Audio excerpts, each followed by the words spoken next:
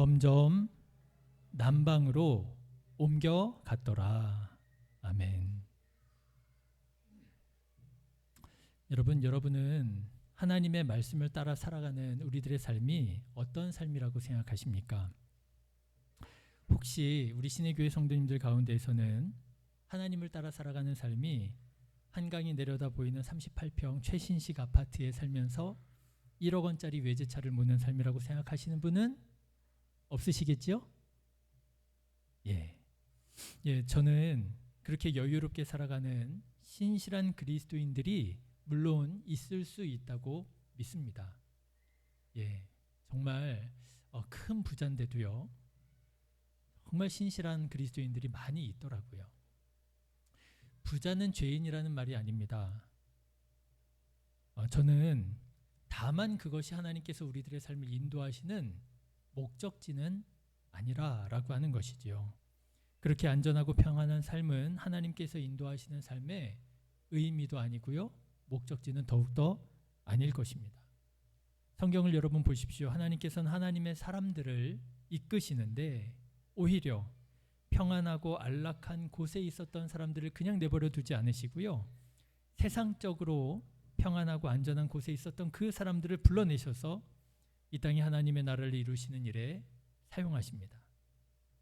그래서 그 사람들은 때때로 하나님께서 인도하시는 그 길을 가는 중에 온갖 사건과 사고에 휘말리게 되는 것을 보게 되지요. 그래서 저는 신앙생활은 그렇게 무슨 값비싼 아파트에 살면서 비싼 외제차를 몰면서 사는 것이 아니라 신앙생활은 하나의 모험이라고 생각합니다. 우리 신앙생활에 어떤 일이 일어날지 몰라요. 위험도 도사리고 있을 수 있고요. 때때로는 심각한 위기를 맞을 때도 있습니다. 그러나 여러분 성경을 보면 하나님의 사람들은 바로 그 모험을 통해서 그의 신앙이 성장하고 또 성숙해졌더라는 것이죠. 사랑하는 성도 여러분, 위험이 두려워 모험에 도전하지 못하는 안전하고 안락하고 평안한 삶만을 추구하는 사람 되지 마시고요. 안주하지 마시고요. 하나님께서 우리를 성장시키시고 성숙하게 하시기 위하여 인도하시는 이 신앙의 삶, 모험에 도전하는 저와 여러분 되시기를 주님의 이름으로 축원합니다.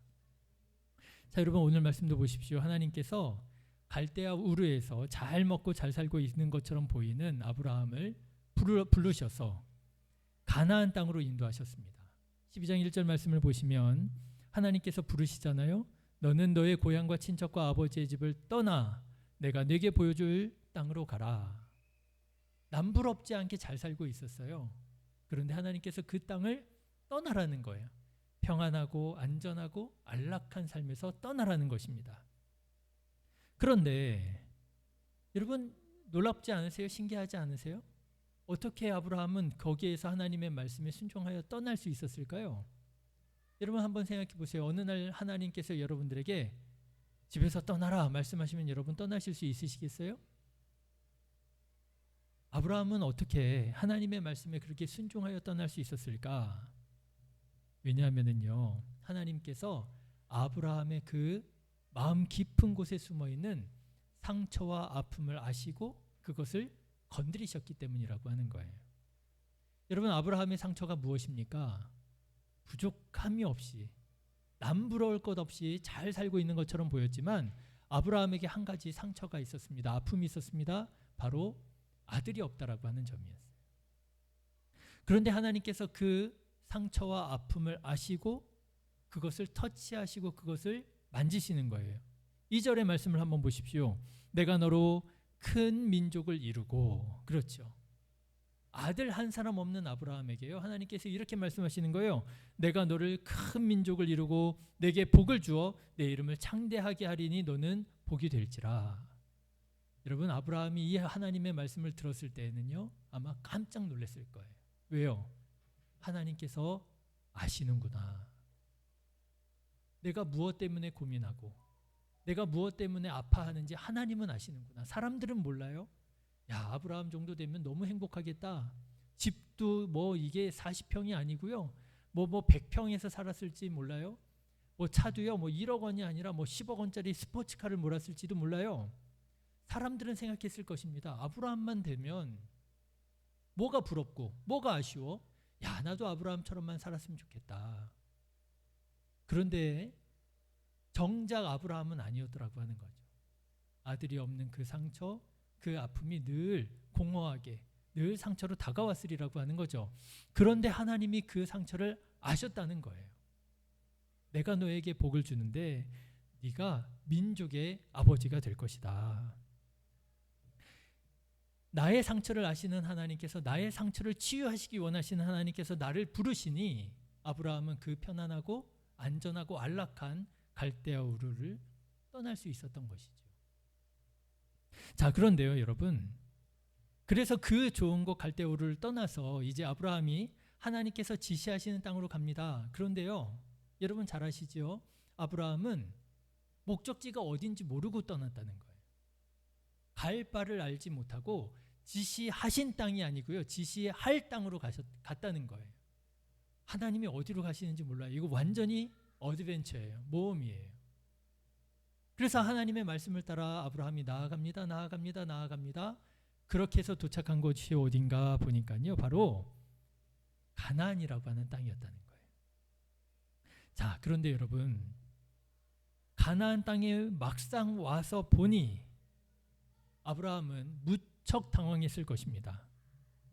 왜냐하면 하나님께서 주시리라고 하신 그 약속의 땅에 도착해서 보니까요, 이 땅이 내가 가가지고 여기다 선을 그으면 내 땅이 되는 무주공산이 아니었던 거예요.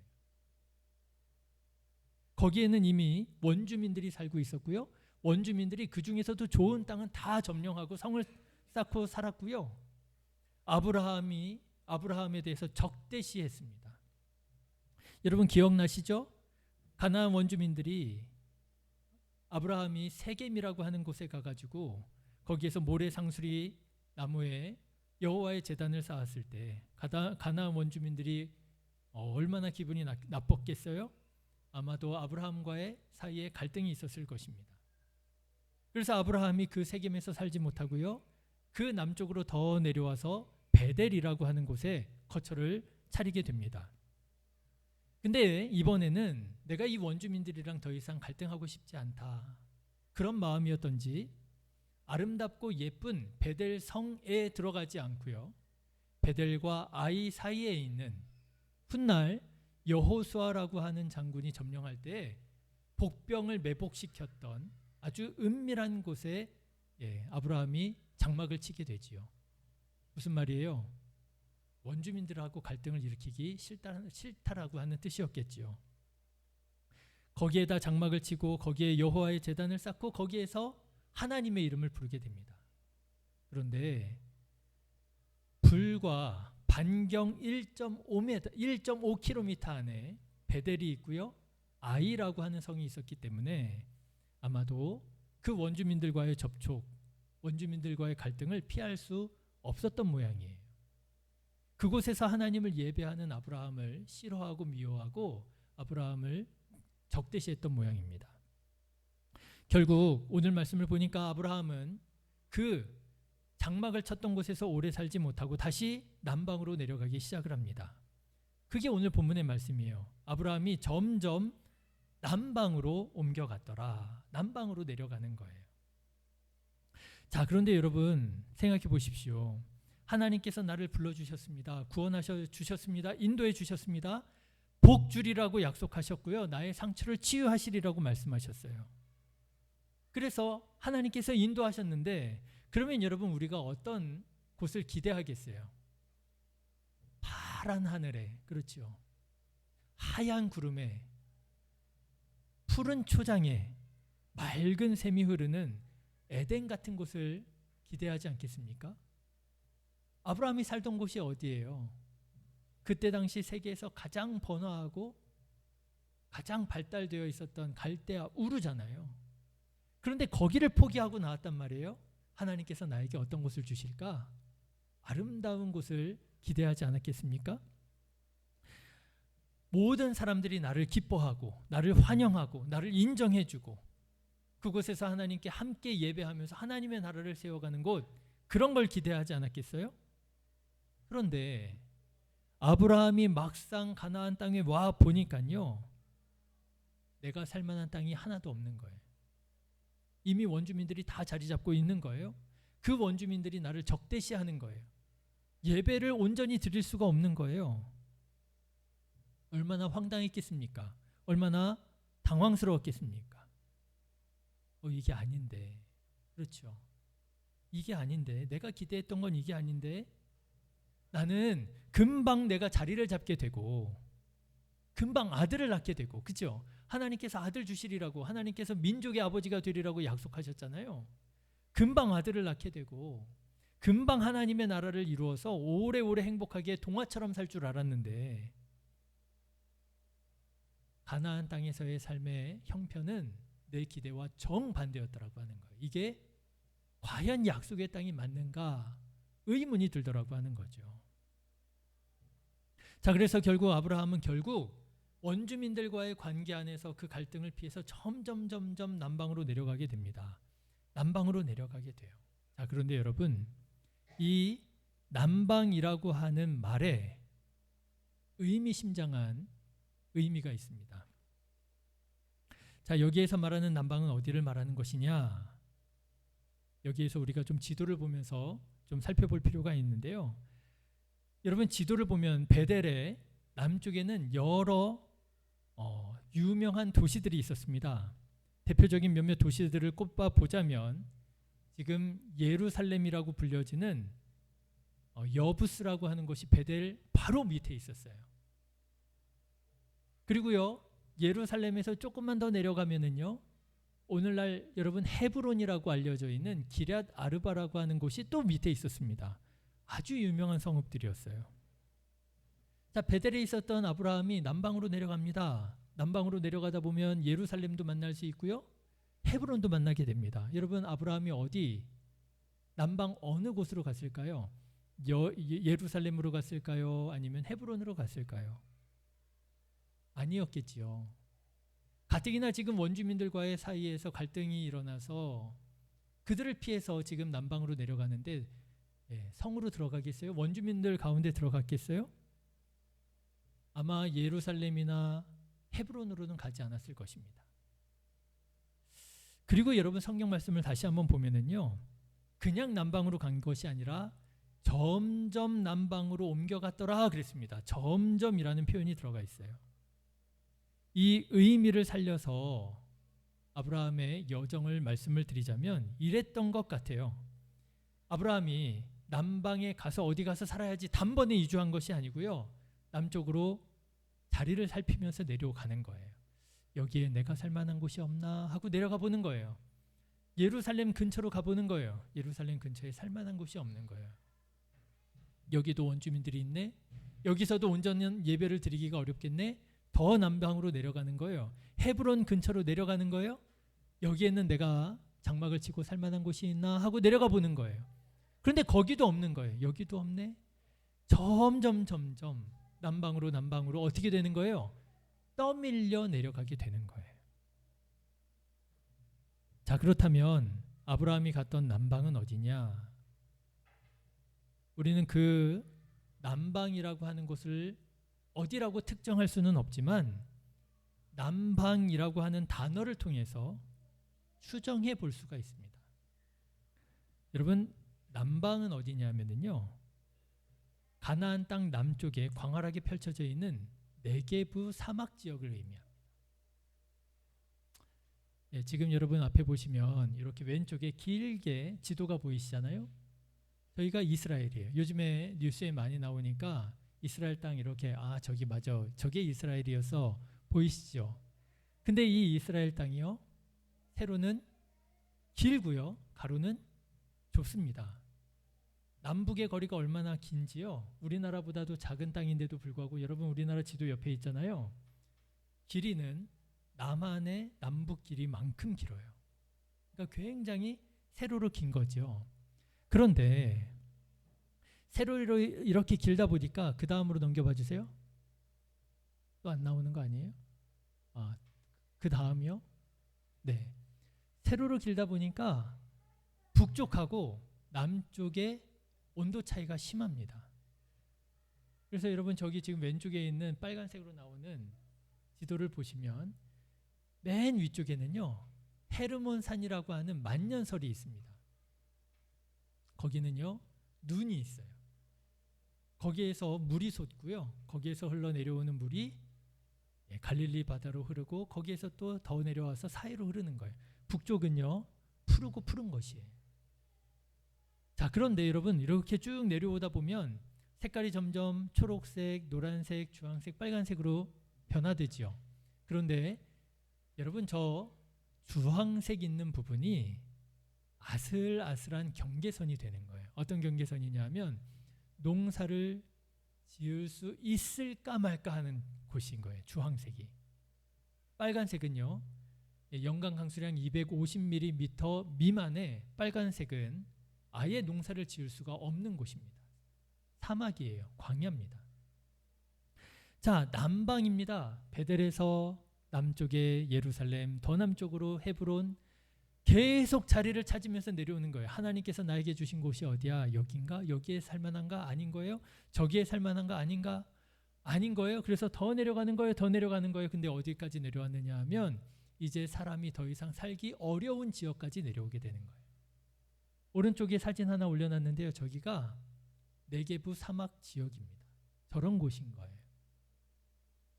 푸른 것이라고는 찾아보기 어려운 곳까지 내려오게 된 거예요. 여기가 남방이 아니겠느냐. 왜 여기가 남방이냐고요? 남방이라고 번역한 히브리어가 네게부예요. 지금 저 빨간 지역을 뭐라고 부르느냐 하면 네게부 사막이라고 부릅니다. 네게부 사막. 사막 이름이에요. 남쪽에 있는 사막이다 그런 뜻이겠죠.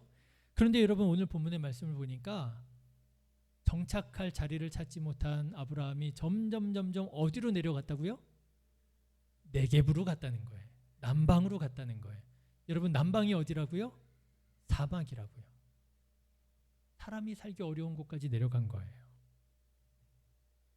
자, 그러니까 여러분 한번 생각해 보십시오. 이 얼마나 기가 막힌 상황이에요. 그렇죠? 세계 최고의 농업 생산량을 자랑하는 비옥한 갈대아 우르를 포기하고 하나님의 말씀 그거 하나만 믿고 의지하고 모든 것 다 내버려 두고 나의 상처를 아시는 하나님, 나의 소원을 아시는 그 하나님을 의지해서 나왔어요. 어디로 가는지도 몰라요. 하나님께서 지시하시는 곳 그곳만 바라보면서 나아갔어요.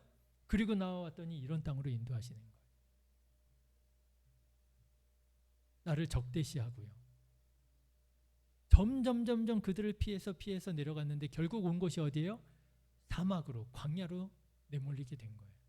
그 푸르고 푸른 갈대아 우르 메소포타미아 지역의 그 푸르고 푸른 그 곡창지대에서 떠나서요. 이 황량한 허허벌판으로 생물조차 살아가기 어려운 곳으로 떠밀리게 된 거예요. 여러분 그럼에도 불구하고 아브라함은 이 남방으로 나아갑니다. 사막으로 나아갑니다. 왜요? 왜 그랬을까요? 이때 당시에 아브라함에게는요. 예배가 가장 중요했던 것 같아요. 하나님을 온전히 예배하기 위하여 그 좋은 땅들을 다 마다하고 남방으로 주변에 있는 사람들과의 갈등을 피하고 내가 하나님을 온전히 예배할 수 있는 그 곳으로 나아가다 보니 여기까지 나오게 된 거예요. 여러분 성경을 보십시오. 아브라함은 가는 곳곳마다 뭐를 세워요? 제단을 세웁니다. 하나님을 예배하는 제단을 쌓아요. 여러분 이때 당시 아브라함의 가장 큰 관심은 뭐였습니까? 하나님을 예배하는 일이었어요. 그런데 하나님을 예배하는 일에 여러 갈등들이 문제들이 생겨나다 보니 여기까지 떠밀리게 되었던 거죠. 그래서 여러분 이렇게 말씀드릴 수 있을 것 같아요. 아브라함이 하나님만 모른 척하면 세겜 땅에서 편안히 살 수 있었어요. 여러분 아브라함이 예배만 포기하면 베델에서 안락하게 살 수 있었어요. 베델 말씀드렸죠? 베델은 좋은 샘이 많은 곳이고요. 무슨 나무요? 감사합니다. 잊어버려 주셔서. 아몬드 나무요. 근데 이 아몬드 나무가 우리나라의 무슨 나무랑 비슷하다고요? 벚나무하고 비슷하다고요. 그냥 하얀 꽃을 흐드러지게 피우는 그 아몬드 나무가 무성한 아름다운 베델. 여러분, 예배만 포기하면 그 예쁘고 아름다운 베델에서 살 수 있었다니까요. 내가 그리스도인이라고 하는, 내가 하나님을 경외하는 사람이라고 하는 이 사실만 눈 감으면 술에 술 탄 듯, 물에 술 탄 듯, 물에 술 탄 듯 그냥 모른 척 하고 살았으면은요, 세겜에서 얼마든지 살 수 있었어요. 예루살렘에서 살 수 있었어요. 헤브론에서 살 수 있었어요. 그런데 아브라함은요, 그 좋은 것들을 다 마다하고 온전히 하나님께 예배드릴 그 장소를 찾아 점점 사람이 살기 어려운 광야로, 사막으로 나아갔던 거예요. 하나님께서, 내 상처를 아시는 하나님께서, 내 소원을 아시는 하나님께서 나를 고쳐주실 거야. 내가 정말 의미 있고 가치 있는 삶을 살 수 있도록 하나님께서 인도해 주실 거야. 하나님만을 믿는 믿음을 가지고 하나님께 온전한 예배를 드리기를 소원하는 마음으로 그 좋은 장소들을 다 마다하고 광야로 나아갔던 것입니다. 여러분, 수많은 그리스도인들이 이 믿음의 모험 중에 쓰러집니다. 포기합니다. 하나님 믿으면 내가 예수 믿고 천당 가라며, 예수 믿으면 복 받는다며, 복 받는 줄 알고 내가 예수 믿었는데 교회 다녔는데 이게 뭐야? 내 삶에 변화가 없네. 오히려 내 삶이 더욱더 안 좋아지는 것 같은 거예요. 점점 문제가 생기는 것 같은 거예요. 상처가 아물어지지가 않는 것 같은 거예요. 예수님 믿어봐요, 별거 없네. 많은 사람들이, 많은 그리스도인들이 이 믿음의 모험 중에 당하는 위기로, 유혹으로 이 신앙생활을 포기하게 됩니다. 그런데 여러분, 왜 그래요? 이 믿음이 흔들리기 때문에 그런 거예요. 하나님께서 나의 가장 깊은 곳에 있는 이 상처를 치유해 주시리라고 하는 이 믿음이 흔들리기 때문에, 하나님께서 내 꿈과 내 소원을 들으시고 기뻐하시는 뜻 가운데 이루어 주시리라고 하는 이 믿음이 흔들리기 때문에 자꾸만 상처를 입으면, 시험을 당하면 자꾸만 무너지게 되더라고 하는 거죠. 세겜 같은 곳에, 그런 곳에서 어려움 당하면 시험 드는 것이고요. 베델 같은 곳에서 유혹 당하면 금방 홀다닥 넘어가 버리고 마는 거예요. 사랑하는 성도 여러분, 아브라함처럼 하나님을 믿고 하나님을 신뢰하고 하나님을 예배하는 자가 되시기를 주님의 이름으로 축원합니다. 믿음을 가지십시오. 믿음을 가지십시오. 하나님께서 나의 상처를 고쳐주실 것이라고, 치유해 주실 것이라고 하는 믿음을 가지세요. 요즘에 주중에 한 집사님을 만나서 성경 공부를 하고 있습니다. 근데 이제 이 집사님이랑 얘기하는 중에, 집사님 믿으시죠? 우리가 이 성경 공부하면 단순히 우리의 지식만 채워지는 것이 아니라 하나님께서 우리들을 만져주시고 고쳐주시고 치유해 주실 것을 믿으시지요? 그랬더니요, 이 집사님이 너무나도 분명하고 또렷하게 믿어요 라고 얘기를 하는 거예요. 저는 믿어요. 저는 믿습니다. 하나님께서 저의 병을 고쳐주실 것을 믿습니다. 저의 상처를 치유해 주실 것을 믿습니다. 나의 꿈과 소원을 이루어 주실 것을 믿습니다. 너무나도 확실하게 믿는다고 대답하셔서요, 제가 오히려 놀랐어요. 좀 왠지 제 머릿속에 있었던 그림은 주저하면 제가 이제 권면하려고 그랬거든요. 아니에요, 집사님 믿으셔야 돼요, 이렇게 권면하려고 그랬거든요. 그런데요, 제가 생각했던 것보다 더 확실하게 전 믿어요 라고 대답하시니까 오히려 제가 당황하면서 감사하더라고요. 기쁘더라고요. 축복하게 되더라고요. 하나님, 이런 믿음을 가지고 있는데 고쳐주십시오. 역사해 주십시오. 네, 이제 제가 또 이제 앞으로 이 네게부 사막에 대해서 기회가 있을 때 말씀을 드리겠지만, 생명이 살아가기 어려운 황량한 광야였습니다. 사막이었습니다. 아브라함은 여기에서 살게 돼요. 그리고 여기에서 좌절도 맛보게 돼요. 그런데 여러분, 이 광야가 어떤 곳인가? 나중에 보니까요, 이 광야에서 기가 막힌 반전이 일어나게 됩니다. 이 광야에서 반전이 일어나게 돼요. 이 믿음을 굳게 잡고 하나님께서 인도하시고 이끄시는 길로 믿음의 모험을 끝까지 달려나아가는 저와 여러분 다 되시기를 주님의 이름으로 축원합니다. 기도하겠습니다. 좋으신 하나님, 우리의 연약함과 부족함을 하나님 아시는 줄로 믿습니다.